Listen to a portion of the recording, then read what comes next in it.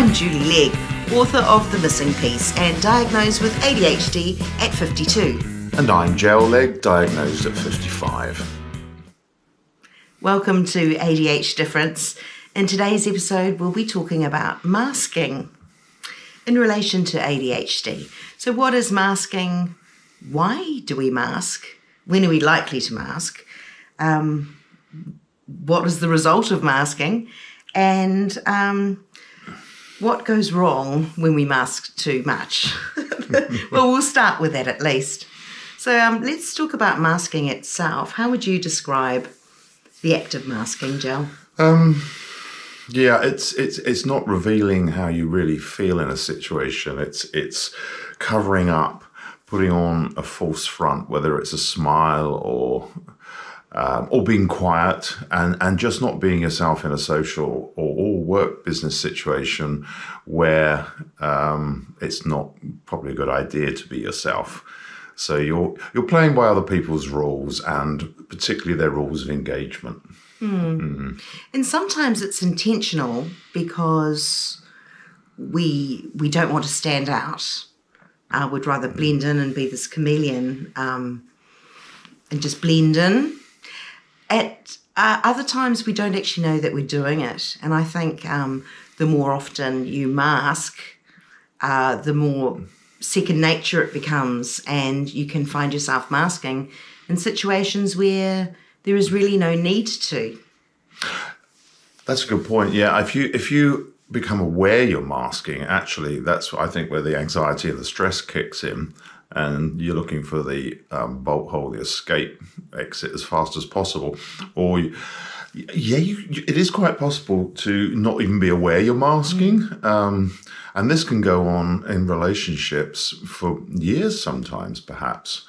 And it leads to quite shallow relationships, or relationships that don't have the value they could have.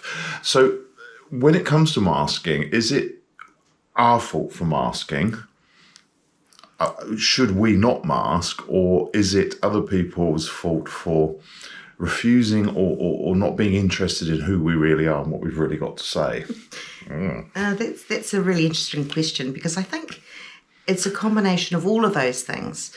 I think initially masking for girls, if we can go back to our younger selves, because the word masking, we never used that. We didn't really know what it was until our ADHD diagnosis. And then we had a name to put towards this type of behaviour or feeling that we had in our past, and we realised how frequently we had actually masked ourselves. So I think as girls in particular, because they're more likely to be covert in trying to hide their ADHD symptoms, they don't know that they're ADHD symptoms, but they know, or they get a sense that they're not quite accepted by peers or by, teachers in the classroom or family members or whatever it may be. And so they adapt pretty quickly to try and people please and not to stand out. I'd like to hear some of your experiences as a younger child, Gel. I think boys tend to be more overt with their ADHD traits. And so they're more likely to be outspoken, perhaps, whereas girls might take the defence stance of just being quiet and not expressing their feelings, for example.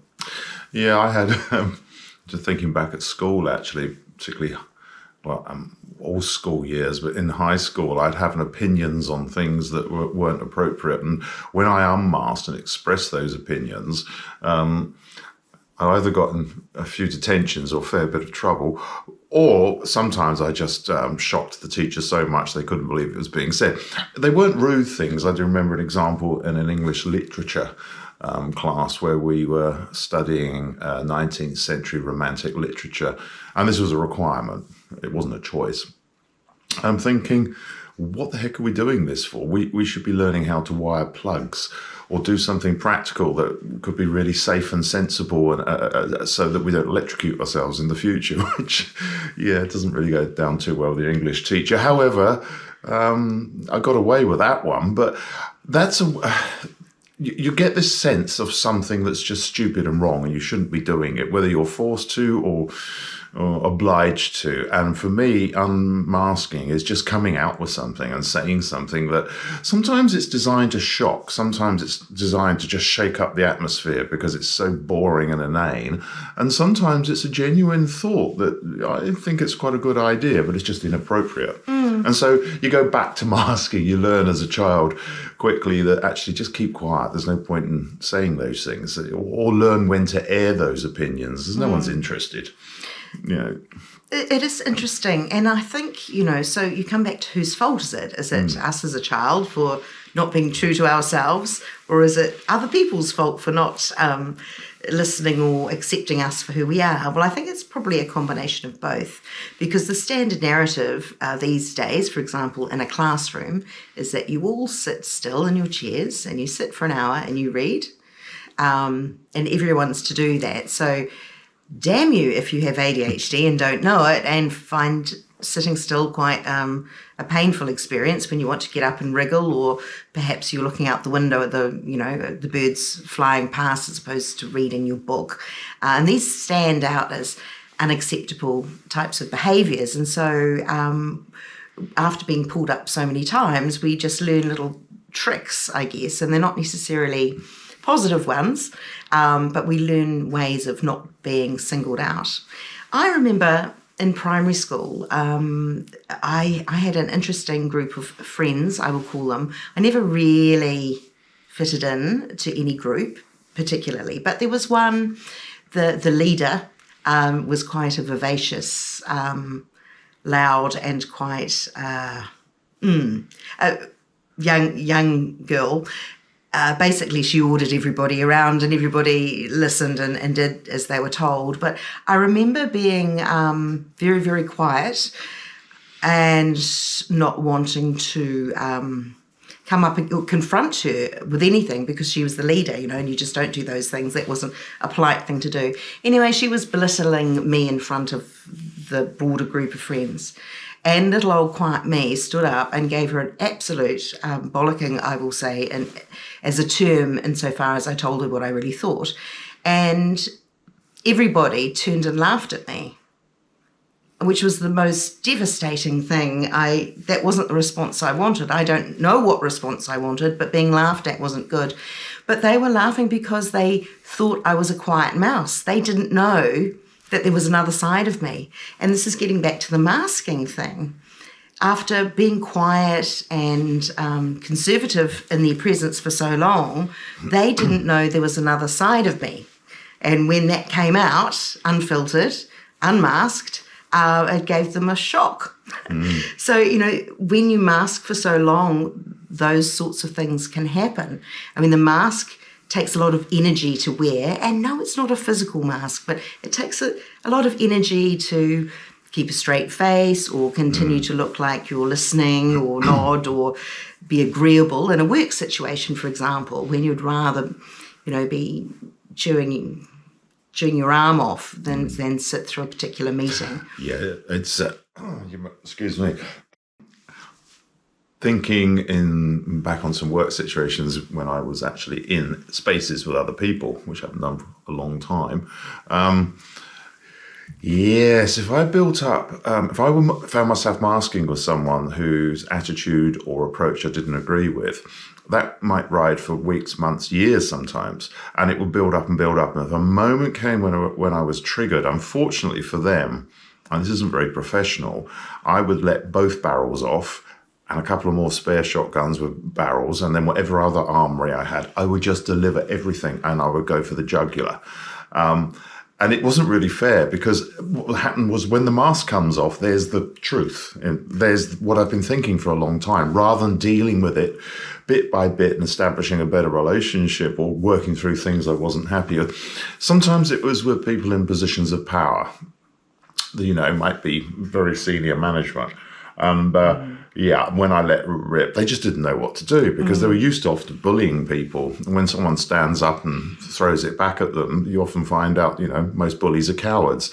But it's never a good feeling. It's never a nice feeling. It's never good to get to that point. But I don't know, I can only speak for myself, but I just still mask. And so how to avoid masking and getting into that potential conflict situation generally for me is to avoid being around those people face to face. Having a certain detachment, in my case for years now working remotely away from people, gives me a moment or a sort of fireball effectively, not to have to fire back at them. There's a whole difference to what comes out of your mouth compared with what you might write down and then just consider before you send. That's really interesting because, we've talked about strategies in various episodes. Now, that strategy works for you insofar as you're not putting yourself in a position where you feel you have to mask, but also it's not necessarily a winning strategy insofar as you have to remove yourself away from situations that otherwise could provide you a friendship base, or you know what I mean? It deprives you from certain situations. I think we've often spoken about one of the key things that's really important to us in terms of a value is fairness. Justice, fairness, similar really, but certainly fairness in terms of, and that's where masking really, really is a dangerous thing to do, because if we perceive something as unfair, we'll flip. And when we flip, we're fighting for fairness. I lost my first job, full-time job, fighting in a split second. I unmasked and I told the boss where to go because he had been unreasonable in saying how long I'd had for my smoko tea break. And I didn't have the wisdom to think, okay, in this split second, I can just go, oh, take it on the chin and walk away. So my entire life turned upside down. The people I was working with, my social group, because I unmasked in that split second. I still don't regret it. It was wrong. But, pride comes before a fall. And so throughout life, you will do things and say things that cause quite a bit of self-damage in a way. And I'm not honestly sure that wisdom and age is a guarantee of not still doing it from time to time. And we're talking about masking. The conversation so far has been our experience when we were undiagnosed with ADHD. So, we would try and fit in, would go with the flow. We thought that was a good thing until it wasn't. And then our undiagnosed ADHD traits would spark, and I call them trip hazards, but it might be impatience or this sense of fairness or self-defense. With our difficulty regulating some of those kind of emotions, that's when it's likely to spill over. Now we have been diagnosed and we have a name for it, and we call it masking. We're able now to look back and identify those times where we masked a lot. Going forward, it may or may not change how much we mask. You say you still do to a certain extent. If I do catch myself masking, I do question myself why. And if you've got lots of time in the world to contemplate your whys, it's a really interesting experience. Why am I toning myself down in the presence of this person? Am I doing it for their benefit or my benefit? Or why can't I be myself? Why can't I be brave enough to actually say gracefully what I need to say, and take the chance that they will either accept it or reject it, but it's a discussion, so I think maybe knowing we can be braver. It's a risk reward situation every moment, and depending on who you're with, you've got to look at that and go, what's the risk of demanding what you're demanding? Why can't I be myself? Unfortunately, in so many situations, we all do need to mask. I think that's why we both say we really enjoy the short-term, fleeting company of strangers and meeting strange people. Not strange people, strangers. Well, strange people are fun too. in a brief split moment, whether it's 20 seconds or 20 minutes or sometimes a whole day, whatever, you can really enjoy someone who's full of energy and get to know things about them and share things with nothing to lose, no long-term commitment.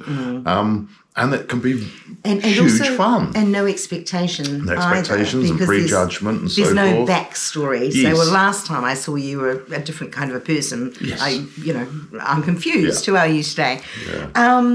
I also think I experienced this masking before my first marriage ended, or around that time. I looked at my life and I thought, I don't dress like that. What I've got a sensible haircut. I've never had a sensible haircut. I'm hanging out with these groups of people doing these sorts of things. That's actually not my interest. I don't really enjoy sports. I really enjoy the creative side of my life. Why am I going to rugby matches? How did I end up here dressing this way, talking this way? Where have I gone?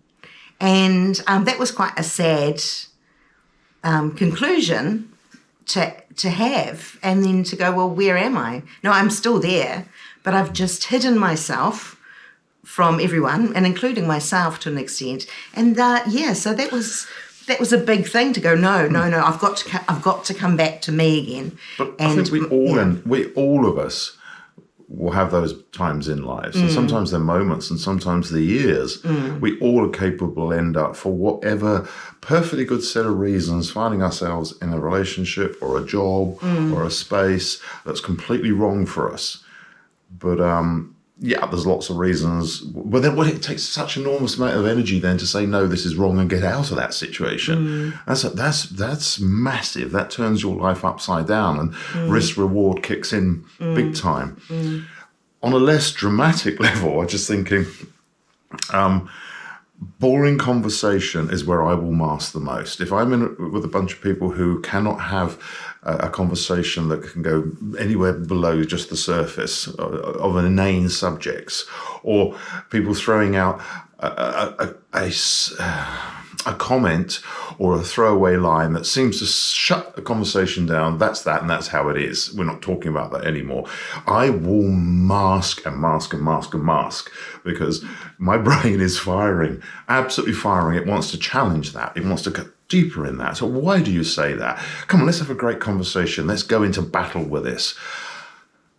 But you can't. I'm thinking of social situations where it's completely inappropriate. So you can't, and you don't do it. And so that's when the mask, for me, really kicks in. And I just can almost be a camera in the corner watching myself going, who's that person? It's almost like an out-of-body experience. And then I just completely shut down until the second I can get out of there. Because in the process of shutting down and masking, the last thing I want to do is have conflict, be rude. But now I have to be smiley and engaging. And so the masking isn't just a blank face of looking miserable. It's putting on a mask. It's not like covering up your face. It's replacing it with another one. So this face now is the smiley face and the interested. Oh, that's interesting. Oh, so how's that? This year are you this? I'm not interested at all in this, but I'm having the conversation because we're going through the process. I wanted to also talk about the iceberg theory. And so this was first coined by Ernest Hemingway as a journalist and a writer. And it's been adapted. Freud has adapted it, and then everyone's adapted the iceberg theory. But it's pretty much, as an iceberg does, about 1/8 of it is only ever seen on top of the surface of the water. It shows what you can see, but there's a heck of a lot you can't see. And what's underneath the surface is very complex. But generally, the truth lies beneath the surface. And so for ADHD, I think we often experience this perception, how other people may perceive us. And with masking, at work, for example, they may perceive us as very organised, happy-go-lucky, and a team player. But what is hiding beneath the surface is that the frustration, perhaps emotional dysregulation, chaos. While you might be great at organising things at work, it's to the detriment of your home life, where, you forget to wash your clothes and defrost something for dinner, and the house is a muck, and you've forgotten your warrant of fitness, and the bills haven't been paid. And so what people perceive of you is only a small part of you. And I think this is where, again, masking can give a false impression of your true self. I think in every episode I've brought up a walking contradiction, and that's how I feel. I can be both super organised and chaotic at the same time, and they go hand in hand, and it's which one are you going to see? And it depends what time of the day that is, where you've caught me. It's just, I can be hugely energetic, and then I can be very reclusive again within minutes, depending on what you see. And I think it can confuse people. And so even sort of close acquaintances or friends, if you want to call them that, or family members, if they've only ever seen you in one light, when the mask breaks or falls off or is worn off, or you actually take it off and be yourself, your truth can be quite a surprise. You might not be the happy-go-lucky person that everyone thinks you may be, or it's the other way around. You could be this vivacious, free-spirited character that's been dying to get out, but you felt you've had to be conservative to match other people's expectations. So, yeah, it is interesting. And I don't know if there is a one-size-fits-all answer to masking and unmasking, because I think unmasking, for me, I need to be in a space where I am free to be me, and that means there's no one out to judge me, that they can equal the vulnerability that I'm showing being me. And I think it's like, show me yours, I'll show you mine. And with regards to, if you can all unmask and be your true selves, at least you know what you're dealing with. When you've got two people masking, you don't really know, it's a strange one. I think some relationships are like that, aren't they? Where you're not quite sure actually what you're dealing with. It's all very confusing. There's a danger, though. I think you probably come across this a fair bit. There's a danger we can be known as being two-faced or not really. I don't like that. It's an old expression, but literally, you don't know who you're dealing with us sometimes. Secretive. It's not.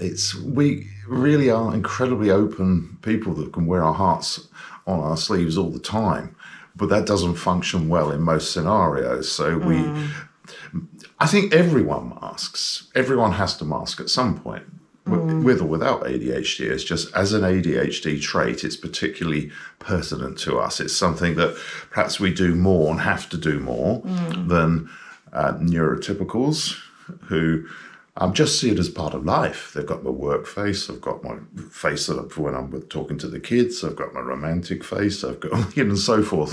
My sport face. But no, for us, it's kind of much deeper than that. It's much deeper. It's all because of the way our brains are firing off all the time. These ideas and thoughts are bouncing around constantly, and a need to want to just blurt out something, not to be shocking, but to say, hey, the reality is this. Think about it like this. Why stop wasting time saying that? Do this. Whoa, that mask just slipped. A little aggressive there. Where are you coming from? Oh, you're just talking rubbish. Talk to me like that. Oops, now I'm in real big trouble. And on it goes, So, yeah. No, I thought of two things, and I should have a pen so I can write down my thoughts, because with the millions of thoughts going around in my head, I've got two things I want to talk about, and I guarantee I'll forget the second one. Anyway, the first one was lyrics to a song we had written a while back, and it was about being accepted for as yourself. And it was, I draw my strength, you draw your sword. And I'm drawing my strength to be myself and vulnerable in front of you. And if I sense you're drawing your sword and going to battle with me for being myself, that's likely to push us back down underwater again, or to find another mask. So your mask is your protection there, isn't it? Yeah. It's your armour. Yeah. So to unmask is you really want to be with people, anyone who is unjudgmental. We talk about those people who enable you, who celebrate you, who don't just tolerate you, who genuinely celebrate you, who want to hear all those stories, who want to hear these amazing outside of the box ideas and new entrepreneurial business ideas and get excited by the possibilities. They're the kind of people you're more likely to unmask around, and it's a very good banter and such a good feeling. Such a good feeling. And I bet you can't remember the second thing. See, there you go, ADHD. The first one was the lyric. I draw my strength, you draw your sword. Yes. See, there you go. Your brain's firing off, and you can't remember the second one, and that's brilliant. No, it's think of the third one. No, well, exactly. You see what we did there? Yeah, I'll flag the second one, although I guarantee at some point it's going to fly through my brain waves. But talking about music, I'll bring in the third one then. And that was, we actually did write a song called Iceberg, and it was about that. We called it 10% is all you'll see of me. It's actually 1/8. But did we get that wrong? Okay. Yes, let's not. It doesn't quite, sing the same way, doesn't it? 1/8, you'll only see 1/8 of me. Exactly.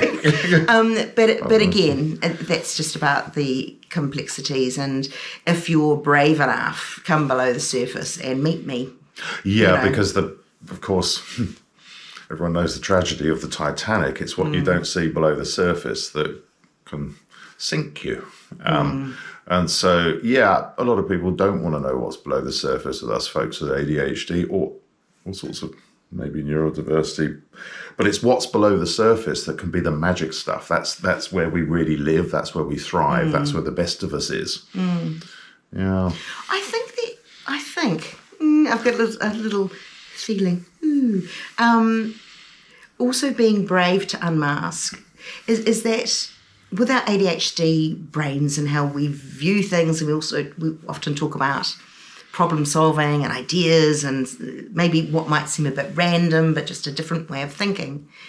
If we are forever that person, and I think we're always coming up with different to the norm. We can't be anyone else, can we? Correct. No. Although after a while, because we've got a super sense of other people's body language and might be a raised eyebrow yet again. Oh, here's another idea. Oh, it was almost as we've become the devil's advocate, which is cute a few times, and all of a sudden it's just like, oh, why can't you just agree with the status quo? We've all agreed that this is the strategy going forward. And we go, yeah, but you're missing something. Don't you think we should consider... And so when we are ourselves, and that's kind of beaten down, that can almost hinder the process of fully unmasking too, I think sometimes. But, we're human, and it's not like we're right all the time. So we do need to deal with criticism, and we do need to deal with all sorts of things. But I think if it's done fairly, then that's fine. Now, you touched on something there I thought was interesting. I want to just... When we're ourselves, we get beaten down when we unmask. I don't want that to come across as though there are individuals in our lives who are out to beat us down. They're not saying, as soon as they see our mask start to come off, attack. It's not an individual doing that. It really is this what we call the standard narrative, societal norms, how you're expected to behave in certain situations, how societal groups function. That's what it's all about. That's what the divergent part is, isn't it? That's what not being, by being divergent, we don't fit in with those systems. So whether we're at school, in lessons, or we weren't, you know, or whether it then's in work environments, it just, we don't fit properly. I have an example. I was with my partner at the time. We'd gone out to a business dinner meeting where plus ones were invited, and there was an overseas business guest, and it was seen as quite a privilege to be at this table with these guests. Now, I was myself. I was got everyone laughing, and it was all quite a boring group, and so I think I made us all shuffle chairs around, like, you know, you do it at the family Christmas dues, and so you go and sit and chat next door to someone else, and I was talking to the guest and his wife, and all sorts of subject matters came up, and I was I think I brought a lot of fun to the table. Now, I got a big telling off after that. No, you're the plus one. You didn't let the others shine. The others were meant to shine. You don't work for the company. You're just an add-on. No, you can't do that. No, you literally must sit and smile and look nice and nod. And I thought, so that's another example of me being unmasked. Actually, I didn't just get some sort of indication that it wasn't right. I was actually told up front, no, that behaviour isn't welcome. And so you just avoid those sorts of things in the future. Yeah. The confidence drops right off to be yourself. And that's a bit of a self-fulfilling prophecy circle, isn't it? It goes round and round and round. And that's how you can get beaten down. Again, that's not an individual necessarily saying, hey, you're a bad person. That's saying, hey, that's not how we do things in these situations. In another situation, that may have been fun at someone's Christmas dinner. Yes, but, you know, but from your story, I imagine from how you recall it, as everyone had a rather good time. Yes, I personally didn't think I was. And they remember you as what a lovely person, a partner of the person who worked for the company, therefore must be a lovely company. Let's give them a big contract.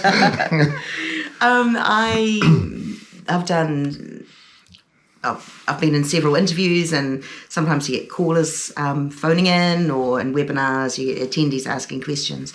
And one was from a lady saying, I have a friend that keeps talking about unmasking, but I don't know what that means. And so I just wanted to go back to this terminology. As ADHDers, we use them all the time, masking and unmasking. But for those that don't know about it, unmasking is literally feeling safe enough to take off all the veneers and let yourself shine through. And while for many neurotypical people, they'll just say, well, we do this every day. What's the big deal? Just be yourself. There's a lot of reasons why that can be quite exhausting or nerve-wracking after masking or partially masking for so long. So it is a big deal. And if people need help to unmask in a safe space, there are lots of people they can talk to as well. So if there's no one who they feel will give them that safe space and respect the vulnerability they're showing, there are ADHD coaches and counsellors, and they can help with some strategies to do that for the individual. Yes, because neurotypicals, people without ADHD, they do. I wouldn't say they unmask. They don't mask. I don't think they mask. I think they say, I go into this social situation or this place and I'm being myself. I'm not being someone else. I'm not a fraud. I'm just very comfortable and happy to do this and be like this. And then they would look at us and say, so why can't you just do that? Because our brains don't work like your brain. Our brain's different. It's as simple as that, you know? Also too, with the masking, it's not, we're not a completely different person. We're not. It's still us. A version of us. Yes. It's a version of us. Correct. I mean, we haven't faked our personality for those people that we've ever worked with or relationships. We haven't faked it, but there are times where, damn it, we have really controlled to our own detriment some of our behaviours for other people's benefit. And things we wanted to say. Go over and over and over afterwards. Things we wanted to say or didn't say or should have said wrongly. Just to suit other people in that situation. Doesn't mean that we've got this kind of mad, vicious mind that wants to come out and cause chaos and upset everyone. It doesn't mean we want to turn it all upside down just for the chaotic sake of it. We're not anarchists. You know, it's not one extreme or the other. I don't know if we can explain it any better. Do you? I think that's pretty much, hopefully, nailed it for people. So there you go. That's masking. That's why we mask, and we can mask in any sort of places, whether it be work environment, within relationships, you name it. If we feel that we need to, it's done intentionally and or unintentionally, and we don't even know it is a thing until sometimes after our ADHD diagnosis. So there you go. Cool.